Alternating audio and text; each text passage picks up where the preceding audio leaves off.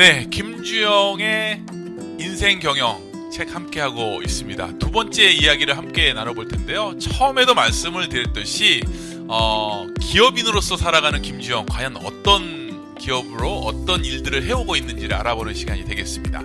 풋내기 기업인 사업에 뛰어들다라는 주제로 함께 해볼 텐데요.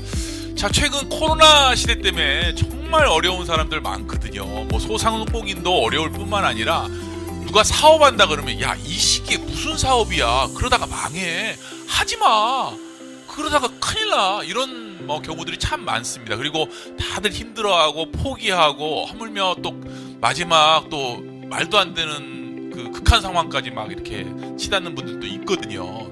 그렇지만 언제나 그랬듯이 이 길만이 살 길이다, 내가 가는 길이 곧 실크로드다 라고 뭔가 한번 딱 잡으면 끝까지 밀어붙이는 스타일, 그분이 바로 수호천사 엔젤 대표이신 김주영 대표가 아닌가라는 생각이 듭니다. 맞습니까?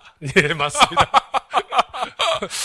야, 이게 지금 요즘에 최근에 그 MZ 세대들이 제일 유용한 것 중에 하나가 MBTI예요. MBTI. 예. MBTI가 과연 뭘까 되게 궁금해지는 김주영 대표가 아닌가 생각해요. 혹시 MBTI는 해보신 적 있으세요?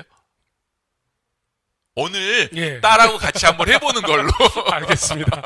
아마 분명히 M으로 시작해서 고집불통 이럴 수도 있는데, 그게 또 매력일 수도 있고 해결책을 만들어가기 위한 어떤 과정이니까 그렇게 나오지 않을까라는 생각이 듭니다.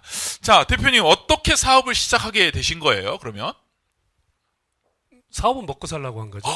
예. 그냥 단순하게 먹고 살기 위해서. 그렇죠. 예, 사업은 뭐 특별한 이유와 목적을 갖고 명분이 있는 게 아니고 그냥 내가 스스로 열심히 일을 해서 내 능력을 최대한 발휘해서 그만큼의 또 이득을 얻을 수 있는 그런 게 사업이지 않을까. 뭐 공무원하고 있으면은 그게 크게 차이가 없잖아요. 보수가. 그러니까 이제 보통 어떤 사람의 녹을 먹고 사는 게 이제 일반 직장인들의 삶이고, 그렇죠. 예. 반대로 나는 내가 그 녹을 줄 거야. 기브앤테이크 차원이 아니라 나는 내가 뭔가를 끌고 가는 힘, 리더의 힘, 이런 것들이 이제 아마 대표에서 나오는 힘이 아닌가라는 생각이 들거든요. 원래 김주영 대표는 처음부터 직장에 들어갈 생각이 없었다, 있었다. 아닙니다. 직장 생활을 했어요. 했었습니다. 예, 정말 네. 최선을 다해서 한 3, 4년 정도 직장 생활을 했었는데, 성격이죠. 네. 그게 계속 평생을 잃은 직장 생활을 한다는 게, 저랑 조금 안 맞다라는 생각을 했어요. 그래서 차라리 내 사업을 해서, 그냥 뭐 조금 더, 좀 더 나은 삶인가요? 아니면은 내가 남한테 돈을 더 주면서 뭔가 좋은 말을 하려고 하니까. 그렇죠. 예, 좀 많이 벌어서. 네, 많이 벌어서 많이 나눠주고 싶고, 그렇죠. 저도 좀 직장인들한테 좀 더 나는 직원들한테도 월급도 많이 주고 싶고. 네, 그런 친구들한테도 밥도 한번 사고 싶고, 술도 한잔 사고 싶고, 예, 그거 큽니다. 네, 그런 것들이 좀 분명히 예. 있지 않은가라는 생각이 들거든요. 보통 이제 사업한다라는 것이 단순하게 그냥 내가 이걸 잘해, 그냥 이거 해볼게라고 시작하시는 분도 있고, 어떤 사람은 나는 뭔가에 확실한 계기점이 있어서 나는 사업에 뛰어드는 사람도 있거든요. 근데 지금의 나를 만드는 첫 번째의 기업인으로서의 어떤 첫 번째 단계는 어떤 단계였을까요? 사업을 시작을 해야겠다라고 이제 생각을 한 거는 제가 현재 뭐 의료계 쪽에 예, 제가 좀 관심이 좀 많이 있어가지고 그래서 이제 의료계 쪽에 사업을 한번 혼자 고민을 하고 있었습니다. 네. 하다가 제가 그래도 조금은 도움을 줄 수 있는 쪽이 이제 치과 업계 쪽에 제가 조금 관심이 커서 그래서 이제 치과 구강 위생용품 치과 재료상이라고 해요, 저희는. 네네. 예, 그걸 시작하게 된 거죠. 의료 쪽에 뭔가, 그러니까 사실 뭐든지 간에 어떤 계기점이 있어요. 어떤 일을 하든. 저도 마이크를 잡은 계기점이 있고, 또 사업을 하게 된 계기점이 있고, 그 계기점에 또 그런 어떤 가고자 하는 방향이 살짝 보였기 때문에 그거를 강력하게 밀어붙였던 그 사업이 여기까지 오지 않나. 그래서 김주영 대표가 뭘 얻었냐면 2017년도 수원시 중소기업인 대상에서 창업 벤처 부분에 대상을 받게 됐습니다. 와우! 이런데 박수 한번 나와야 돼. 네. 자, 이게 말이죠. 그냥 일반 뭐 중소기업에서 대상 받기 쉽지 않거든요. 사업하면서 어려운 일이 한두 가지가 아닐 텐데 어떻게 또 대상을 받게 되셨어요? 제가 머릿속에 갖고 있던 아이디어를 그냥 밖으로 끄집어낸 거예요. 그거를 가지고 제품을 만들고 그게 또 생활에 좀 도움이 좀 됐다라고 이제 심사위원들이 판단하신 거죠. 그리고 그거를 또 꽤 잘 팔리더라고요. 아, 예. 그쵸. 대상이면 이제, 중소기업에서 팍팍 밀어줄 수도 있고, 그러니까. 예. 그래서 그 제품을 토대로 해서 그 이후에도 계속 뭐 특허를 내고 또 그냥 페이퍼 특허가 아니고 이제는 그 특허를 가지고 거의 대부분을 다 상용화시켜서 아, 판매를 하고 있어요. 실질적으로 특허된 제품을 제품화시켜서 상용화가 된다라는 것이 그 단계가 되게 복잡하더라고요.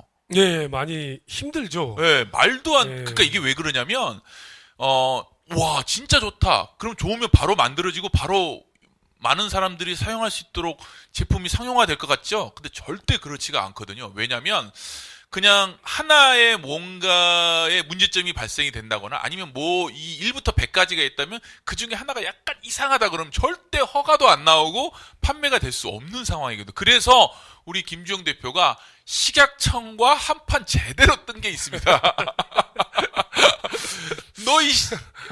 씨 나오면 안 되겠지만 이렇게 한판 제대로 뜬 적이 있거든요. 예. 어떤 일이었죠, 그게? 이제 뭐 여러 가지 제품들을 네네. 저도 뭐 도매하는 제품도 있고 직접 생산하는 제품도 있고 하지만은 그래도 나름대로 야심차게 대상도 받고 네. 그래서 이 제품을 상용화하기 위해서 만들었어요. 그래서 허가도 정식으로 신청해서 받았고 그래서 팔고 있는데 갑자기 네네. 식약처에서 연락이 와서 아, 팔고 있는데 예, 이미 예. 제품을 상용화해서 팔고 있는데 예. 식약청이 건드린 거죠. 아니죠. 누가 민원을 넣겠죠. 민원을 경쟁사에서. 넣었구나. 경쟁사에서. 근데 재조사를 한 거죠, 식약처에서. 그래서 이게 두 가지 제품을 융합을 시켜서 따로따로 허가를 받아서 이렇게 융합을 시킨 제품인데 네. 그거를 융합을 시켰으면 또 허가를 받아야 된다. 그 치약하고 칫솔하고 같이 이렇게 나와서 이렇게 한 제품. 그렇죠. 이제 네, 맞습니다. 정확하게 좀 말씀해 주시면 예. 또 이렇게 듣고 있는 모든 분들이 그 제품 한번 써봐야겠다. 예. 이렇게 또 생각하시니까. 치약을 이제 칫솔 모에다가 코팅을 시키는 그런 기술인데요. 그게 이제 끈적거리지도 않고 이제 평상시에는 이렇게 칫솔 모를 보면 이게 그냥 파랗지 이게 코팅을 했다는 생각을 안 할 정도로 그쵸. 굉장히 기술이 좀 많이 접목이 된 제품이에요. 그래서 음. 그 치약의 특허를 내서 치약을 허가를 받고 물론 또 이제 칫솔은 친환경으로 일부러 제가 네네. 또 제조를 해서 그렇게 이제 치약을 칫솔 모에 코팅을 시켜서 건조하고 살균해서 그렇게 해서 이제 식약처 허가 받아서 팔았는데 네. 갑자기 이제 그게 두 개가 접목이 되면 굉장히 그 위험성에 대한 검사를 다시 하라 이런 얘기가 나온 거예요. 그래서 오. 위험성 검사를 뭐가 칫솔하고 치약하고 그냥 언제나 짜서 예. 이렇게 해서 하는 건데 근데 그 세상에 없던 제품을 만들었으니 세상에 없는 거 나왔으니. 예, 그러니까 1부터 다시 허가를 해라. 그러면 그게 한 1부터 한 100까지 허가를 다시 받아라 이 얘기입니다. 그쵸. 예, 물론 식약처에서 이제 대한민국 식약처가 아주 깐깐합니다. 그래서 맞아요. 세계적으로 인정을 받는 이유가 그만큼 깐깐하기 때문에 인정을 받는 거죠. 대한민국 제품들이. 맞습니다. 네. 근데 이건 좀 과하다는 생각을 했어요. 예, 그거를 두 가지 합쳤다. 기존에 있던 제품을 합친 건데 그렇죠. 허가받은 제품을 합친 건데 그거를 다시 처음부터 허가를 받더라. 근데 그게 뭐 좀 독성 검사 이런 거, 네네. 예, 안정성, 유해성, 독성 검사 이런 거는 원래 없던 물질을 개발을 해서 치약을 만들었을 때 시중에 그 흔한 물질이 아니고 새로운 물질을 개발을 해서 그걸 치약에다가 접목을 했을 때 네. 제가 아는 상식으로는 그럴 때 그런 독성 검사를 받아요. 오. 근데 이제 저야 일반적인 제품을 믹스해서 만들어서 그거를 코팅하는 사실은 코팅하는 기술에 제가 특허가 크거든요. 네. 예, 그래서 코팅을 했는데 처음부터 다시 해라. 그래서 굉장히 제가 한 3년 이상을 돈도 많이 아유, 들었고, 그럼요. 그 다시 검사하면은 뭐 검사에 관련된 모든 것들이 다 예, 재반 예, 비용들이 다 발생이 될 텐데. 예. 이 컨설팅 비용도 비쌀 뿐더러 그동안 중단돼서 못 팔아서 생기는 리스크가 맞아요. 컸습니다. 네, 맞아요. 그러겠네요. 예, 근데 그래서 그게 그렇게 해서 뭐 몇 개월 안에 끝난 게 아니었죠? 3년을 넘어 끌었죠. 와, 해도 너무했다. 3년이면 코로나도 지금 여러분 생각해 보세요. 지금 2년째 하고 있는데 얼마나 지겹고 힘드세요. 그죠? 근데 그런 똑같은 일을 이윤을 추구하지 못하고 3년째 식약청하고 이렇게 계속 뭔가 언쟁이 되고 있었다는 상황이 되게 힘들으셨을 것 같은 생각이 예, 들어요. 그때는 대기업에 납품하던 시기여가지고 네. 출시해서 바로 대기업에서 항공사에서 그 제품을 바로 저희에게 구매를 해서 네. 항공사에 실어서 전 세계로 이 제품이 막 비행기에서 기내에서 쓰면서 알려질 때여가지고 굉장히 좀 고무적이었죠. 사실은 회사가 정말 커질 수 있는 이제 거의 이륙해가지고 이제 그렇죠. 궤도에 들어서는 상황이었는데. 예. 그 정도였는데 그 식약처의 그 서류 한 장에 한 3년간을 그러다 보니 지금 또 뭐 경쟁사도 좀 생겼고요. 예. 한 두 군데 정도 생겼는데 어찌됐든 뭐 제가 거기 경쟁사가 있다고 그래서 또 여기서 굴하지는 않고 예, 지금 그 제품으로 지금 코로나 시기에 제가 봉사를 또 많이 했어요. 아, 그래요? 예, 그 제품이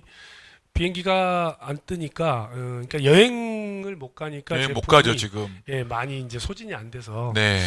그래서 직원들 그 파트가 저희가 공정이 3개인데 한 공정이 그 제품을 만드는 공정인데 그 직원들이 그 공정 때문에 뽑았는데 이 직원들 내보내기도 그렇고 사실은 뭐 한 몇 개월이면 되겠지라고 생각했는데 장기간 될 것 같다는 생각이 들고 해서 결국에는 뭐 직원들을 내보내지 못하고 네. 차라리 생산을 더 많이 하자.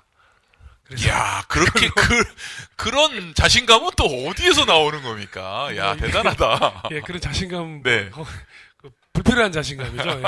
그래서 그러니까. 그 제품들을 계속 원래 만들던 대로 매달 그 양으로 코로나 이전 양으로 계속 만들다 보니 재고도 쌓이고 그걸로 코로나 확진자들, 네. 예, 격리자들에게 주어지는 칫솔들이 있어요. 그게 이제 구강 내 이제 감염이라고 네. 자기 칫솔에 자기가 감염이 돼요. 오. 예, 이게 바이러스잖아요. 칫솔을 쓰고 꽂아놓으면 그 칫솔에 자기 세균이 다음날 또 쓰기 때문에 또 감염이 됩니다. 재감염이라고. 그럴 수 있겠네요. 예. 네. 생각하지 못했던 부분인데. 그런데 코로나 확진자를 이제 그 병마와 싸워서 이기라고 이제 격리를 시켜놨는데 네. 그 칫솔 한 개 주면 매일 그 칫솔로 재감염이 돼서 제 생각은 그리고 이제 뭐 치과 업계에서는 다 아는 사실이죠. 그래서 그거를 살균된 칫솔 우리 칫솔로 매일 한 개씩 바꿔서 쓰면 좋겠다 해서 그렇게 해서 수원시에도 제가 좀 기부를 했습니다. 판매한 건 아니고요. 기부를 했던 거죠? 예. 그래 했더니 아주 반응이 좋고 해서 그 외에 또 기관에도 그래서 제가 기부하고 그 수원시 치과의사협회랑도 같이 공동으로 또 기부를 또 했었어요. 아, 좋은 일을 너무, 그러니까 힘들어가지고, 그때도 돈 못 벌으셨는데, 그 남은 것도 마저도 전부 기부를 하셨다니, 정말 좋은 일만 하고 계신 것 같은 생각이 듭니다. 그리고 이제 빨리 코로나가 없어지면 진짜 이 칫솔을 전 국민이 전부 다 쓰실 수 있는 그날이 좀 빨리 왔으면 좋겠다는 생각이 듭니다. 예, 제발. 요렇게 사실은 어려움이 많습니다. 이렇게 쉽게 가는 기업인은 없거든요. 언젠가는 잘 날아가더라도 하루아침에 추락하는 게 기업의 어떤 상황이고 실정인데 이거를 잘 극복해 오시면서 그 극복할 수 있었던 계기점 옆에 있는 분과 함께 나눔을 실천했지 않았나라는 생각 때문에 이렇게 잘 끌어오신 것 같고요. 근데 이제 마지막으로 하나 좀 질문을 좀 더 드리고 싶은 게 지금 이제 기업인으로 좀 살고 계시지만 예. 지금은 또 한편으로는 이제 정치인 생활을 좀 이렇게 같이 함께 나누고 계시거든요. 예. 자, 두 가지가 어떻게 보면 다를 수도 있고 같을 수도 있는 입장이기도 한데 그 뿌리가 되는 근원은 또 어디에서 나왔다고 생각을 하고 계시는지요? 뭐 정치의 뿌리 근원 좀 어려운 얘기네요. 어려운 얘기입니다. 예, 어려운 이야기예요. 이제 왜 그러냐면 이제 6장에서 나오는 내용 중에 예, 예. 우리 고 노무현 대통령 이야기도 또 나오시고 예, 예, 예. 네, 그 내용 중에 이제 어떻게 보면 정치적 마인드 뭐 나중에 다루겠습니다만 기업하고의 어떤 상생관계도 좀 분명히 있을 것 같기도 하고요. 예, 네. 뭐 정치가 뭐 저는 그 생활 정치라고 보거든요. 뭐 네. 뭔가 큰 뜻을 품고 뭐 우리가 지금 민주화 운동을 할 뭐 시기는 아니고 네, 그렇습니다. 그래서 정치가 생활 속에 제가 살아오면서 뿌리 깊게 박혀 있었다라고 해도 과언이 아닐 것 같아요. 그러니까 뭐 이렇게 뭔가 나눠주는 봉사하다가 이제는 좀 뭔가 좀 바꿀 수 있는 좀 새로운 것 그리고 좀 약자들에 대해서 귀를 좀 기울일 수 있는 네. 그런 길을 조금 열지 않았나 사업을 하면서 네. 하면서 그러니까 당연히 이제 좀 이게 정치에도 관심을 또 갖고 진행을 지금 하고 있다라는 말씀을 좀 드리고 싶습니다. 맞아요. 그 사람이 살아가는 이 세상에서 상대방의 믿음과 그리고 또 내가 주는 신뢰 이런 게 없다면 뭐 친구도 연인도 가족도 나라도 아마 없지 않을까라는 생각이 들고요. 뭐 정치인으로서 아니면 또 기업인으로서 그 신뢰라는 단어가 바탕이 돼야만이 많은 사람들과 사랑을 나눌 수 있고 또 뭔가 거기에서 우리가 같이 함께 가고자 하는 방향을 이끌어낼 수 있지 않을까라는 생각이 듭니다. 풋내기 기업인이 되셨어요. 근데 지금은 풋내기가 아니라 정말 고도 성장을 하면서 많은 분들의 사랑과 함께 나눌 수 있는 기업인으로 열심히 활동하고 있는 우리 김용 대표를 함께 이야기해 봤습니다. 자, 2장은 여기서 마무리할까요? 또 3장에서 좋은 이야기들 함께 나누도록 하겠습니다.